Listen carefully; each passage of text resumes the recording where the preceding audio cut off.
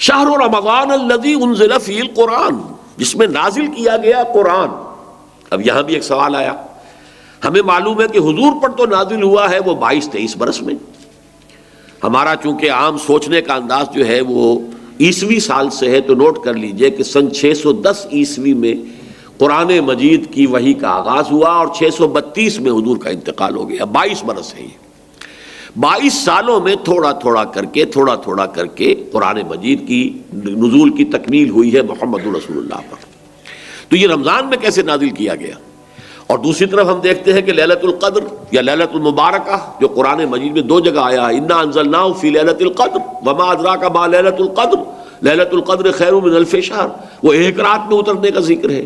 اور اس میں تطبیق موجود ہے کہ وہ لیلۃ القدر رمضان مبارک ہی کی ایک رات ہے۔ اس اعتبار سے یہ جو رمضان میں یا رمضان کی ایک مبارک شب میں قرآن کا نازل کیا جانا، اس کا مفہوم کیا ہے؟ 2 آراء اس میں ہیں۔ ایک تو یہ کہ آغاز نزول جو ہوا محمد رسول اللہ صلی اللہ علیہ وسلم پر وہ لیلۃ القدر میں ہوا اور وہ ماہ رمضان مبارک میں ہے، گویا کہ اس کو تعبیر کیا گیا کہ ہم نے اس کو نازل کیا لیلۃ القدر میں، یا رمضان کا مہینہ وہ ہے جس میں قرآن نازل کیا گیا۔ ایک دوسرا مفہوم کہ جو صحیح تر ہے اور زیادہ اس پر اجماع ہے وہ یہ ہے کہ انزال کا مصدر جب آتا ہے، انزل ینزل انزالا، یہ باب افعال کا خاصہ ہے، کوئی کام دفعتاً کر دینا، اور جب باب تفعیل میں وہی مصدر آئے گا نزل ینزل تنزیلا، اس کے معنی ہوں گے رفتہ رفتہ تدریجاً ایک کام کو کرنا۔ تدریج کا لفظ بھی اسی تفعیل کے باب سے، جس کی ایک بڑی اہم مثال ہے اعلام اور تعلیم۔ اعلام، کسی کو کوئی چیز بتا دینا، اب اس کے سمجھ میں آئی یا نہیں آئی ہے وہ جانے، ہمارا کام تھا بتا دینا۔ ایک ہے تعلیم، بڑے اہتمام کے ساتھ محنت کر کے کوئی چیز سمجھانی ہے، پھر یہ بھی دیکھنا ہے یہ بات سمجھ میں آ گئی تو اگلی بات سمجھاؤں، اس کے اندر درجہ بدرجہ جو ہے اس کو علم دیا جا رہا، یہ تعلیم ہے۔ تو قرآن مجید میں نزول کے لیے یہ دونوں صیغے آئے، رمضان مبارک اور لیلۃ القدر یا لیلہ مبارکہ، اس میں آتا ہے باب افعال۔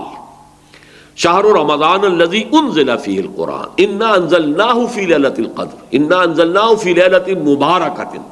لہذا یہ ہے پورے قرآن مجید کا لوح محفوظ سے، یا جس کو کتاب مکنون کہا ہے سورہ واقعہ میں، یا جسے انہ فی ام الکتاب لدینا لعلی حکیم کہا گیا، ام الکتاب،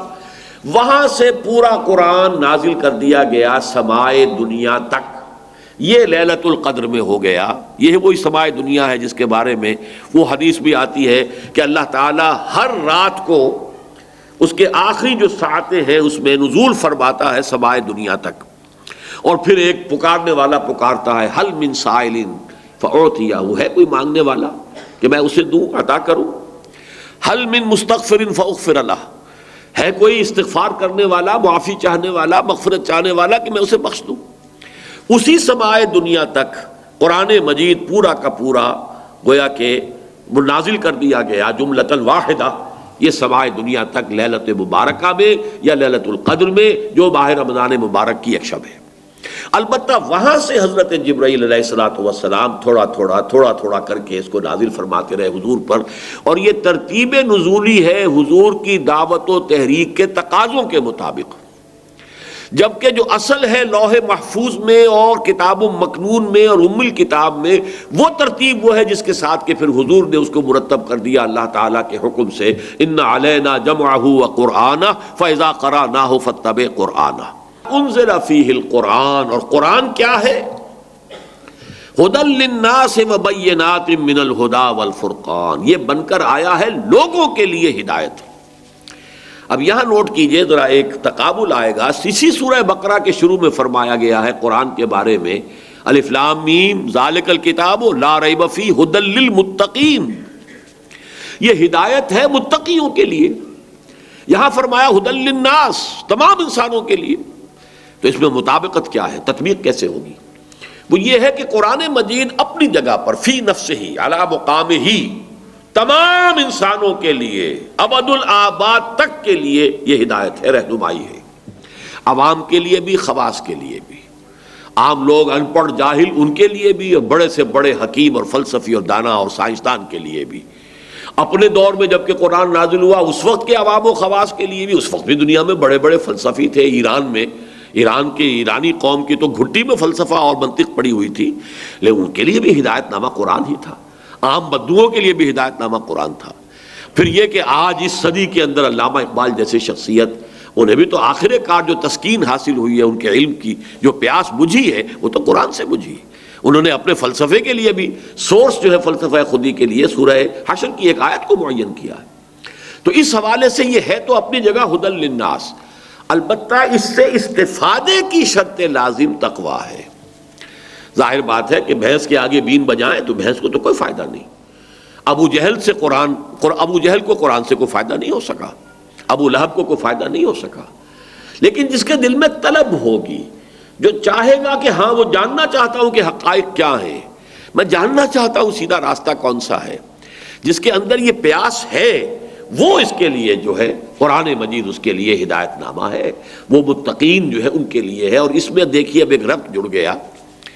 روزے کی عبادت کی غرض معین ہوئی تھی لعلکم تتقون، اور تقوی شرط ہے قرآن سے استفادے کے لیے، لہذا رمضان مبارک کا مہینہ کہ جس میں قرآن نازل کیا گیا اس میں روزے کی عبادت فرض کر دی گئی تاکہ یہ دونوں چیزیں جڑ جائیں، روزے کے ذریعے سے تقوی پیدا ہو اور اس تقوی کی پونجی لے کر ایک انسان کھڑا ہو رات کو اور وہ قرآن مجید کی تلقی کی کوشش کرے۔ تلقی کے معنی کیا ہے؟ لقا، ملنا، ملاقات کرنا، اسی سے ملاقات باب مفعلہ ہے، ملاقات، اور اسی تلقی تفاعل کے وزن پر کوئی چیز حاصل کرنا۔ آپ قرآن کو حاصل کرنا چاہتے ہیں لیکن اس کے حصول کے لیے تقوی شرط ہے۔ دن میں روزہ رکھیے، جو بھی کوئی رمق آپ کو تقوی کی میسر آئی، جو بھی کوئی آپ کو تھوڑا بہت جو ہے تقوی حاصل ہوا، اب اسے لے کر رات کو کھڑے ہو جائیے تاکہ وہ قرآن کی تلقی کر سکے، قرآن آپ پر نازل ہو سکے۔ بقول اقبال کہ تیرے ضمیر پہ جب تک نہ ہو نزول کتاب، گرہ گرہ کشا ہے نہ راضی نہ صاحب کشاف۔